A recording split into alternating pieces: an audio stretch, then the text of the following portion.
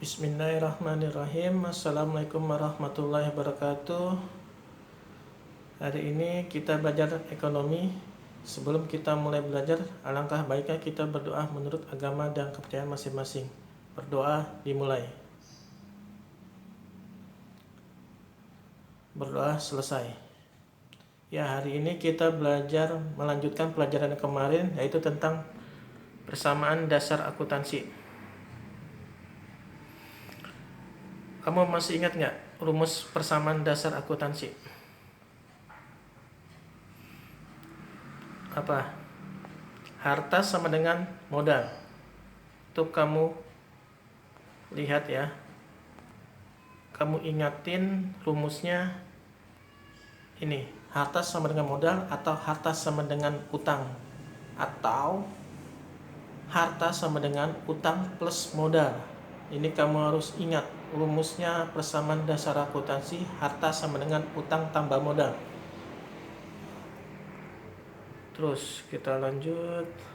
Transaksi mengakibatkan perubahan harta dengan harta. 1. Pembelian harta secara tunai, penerimaan piutang usaha, penjualan harta secara tunai. Terus transaksi yang mengakibatkan perubahan harta dengan utang. Pembelian harta secara kredit. Terusnya memperoleh pinjaman dari kreditur, membayar utang usaha. Terus transaksi yang mengakibatkan perubahan harta dengan modal. Investasi yang dilakukan oleh pemilik modal. Terusnya memperoleh pendapatan. Di sini nanti pencatatan transaksi pada persamaan akuntansi. Ini contoh soalnya ya. 1. Penyetoran modal. Pada tanggal 1 Maret 2019, Dewi menyetorkan uang ke perusahaan sebesar 15 juta rupiah sebagai modal awal. Kamu harus ingat, harta sama dengan modal atau harta sama dengan utang atau harta sama dengan utang plus modal. Di sini kita lihat hartanya. Dia pertama kasnya itu sebesar 150 juta. Di sini angkanya itu 150 ribu rupiah, itu kita dalam ribuan ya. Terus modalnya itu sebesar 150 ribu. Kamu harus lihat ini, dia menyetorkan uang, berarti kasnya bertambah, modalnya bertambah. Terus nomor 2, pembayaran sewa. Dewi menyewa sebuah ruko untuk memulai usaha sebesar 35 juta rupiah selama 1 tahun.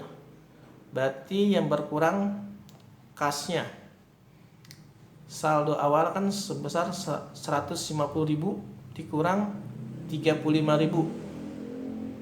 Terus apalagi hartanya, sewa dibayar di muka, itu termasuk harta, yaitu sebesar 35.000.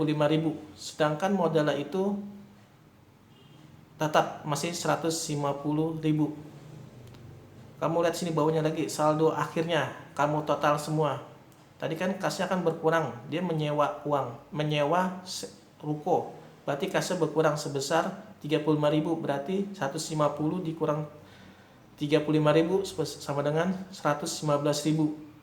Terus sewa dibayar di muka tetap 35.000, modalnya tetap 150.000. Terus nomor 3, Dewi membeli peralatan seharga 40 juta secara kredit. Berarti dia nih ingat, pembelian secara kredit, kasnya tetap 115.000, sewa dibayar di muka tetap 35.000, peralatan termasuk di harta kan, peralatan 40.000, dan sini kan secara kredit berarti utang sebesar 40.000, modalnya itu tetap 150.000. Jadi saldo akhirnya sebesar kasnya 115.000, sewa dibayar di muka 35.000, peralatan 40.000, utang 40.000, modal 150.000. Kamu harus ingat ya, harta sama dengan utang plus modal. Rumusnya, persamaan dasar akuntansinya. Terus nomor 4, pembelian perlengkapan. Dewi membeli perlengkapan untuk menunjang kelancaran usahanya sebesar 12 juta secara tunai. Berarti dia kasnya berkurang sebesar 12.000. Perlengkapan itu kan termasuk harta. Jadi kita tambahin lagi kotaknya, itu perlengkapan 12.000.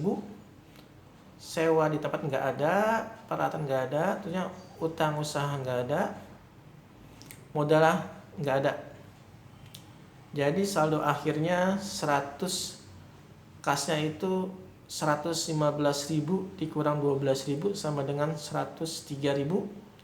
Perlengkapannya 12.000, sewa dibayar di mukanya 35.000, peralatan 40.000, utang usahanya 40.000, modalnya sama dengan 150.000. Nah, di sini persamaan akuntansi kan saya udah bilang, persamaan akuntansi itu harus balance antara harta, utang dan modal. Harta sama dengan utang plus modal itu harus balance. Dari sini kamu bisa lihat nih, hartanya di sini berapa. Yang termasuk harta itu kas, perlengkapan, sewa dibayar muka, dan peralatan. Itu kamu jumlah semua. Hasilnya berapa? Terus utang dan modal itu juga kamu jumlah. Hasilnya 190 juta apa tidak? Silakan kamu hitung. Nanti tugasnya kamu meringkas bab 2 tentang persamaan dasar akuntansi, nanti dikirim ke GCR. Kodenya tadi sudah ada di depan, pas awal itu sudah ada kodenya. Sekian dari saya. Wassalamualaikum warahmatullahi wabarakatuh.